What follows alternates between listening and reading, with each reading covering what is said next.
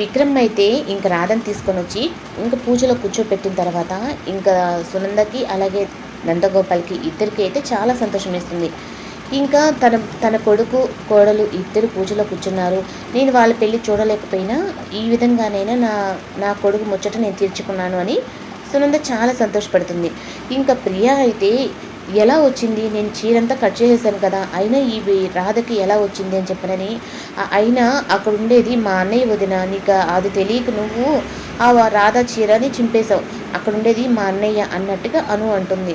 ఇంక పంతులు గారైతే ఇంక అమ్మాయికి బొట్టు పెట్టు అలా అనంగానే ఇంక విక్రమ్ కూడా పెడుతూ ఉంటే ఇంక ప్రతిసారి ఏదో ఒక విషయంలో నా మనోభావాలు దెబ్బతింటాయి అని చెప్పనని అనే రాధ ఇప్పుడు మాత్రం పూర్తిగా ఆ ఇంటి కోడలు అన్నట్టుగా మారిపోయి ఇంక విక్రమ్ బొట్టు పెడుతున్న అలాగే పెట్టించుకుంటుంది. ఇంకా నందగోపాలు అలాగే సునంద విషయంలో ఇంక ఎవరు ఆ పూజ దగ్గర కూడా ఉండరు.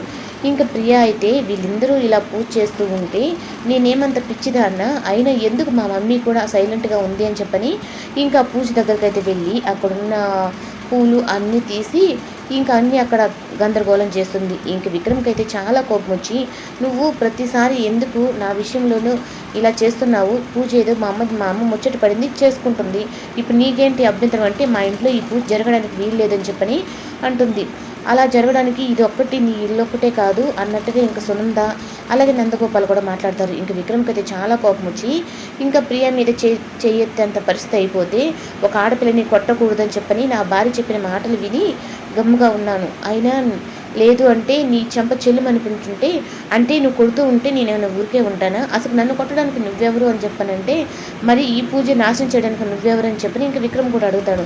ఇంక సునంద అయితే వచ్చి ఇంక ప్రియాని ఏం నీకు నేను అన్యాయం చేశామని చెప్పి ఇలా చేస్తున్నావు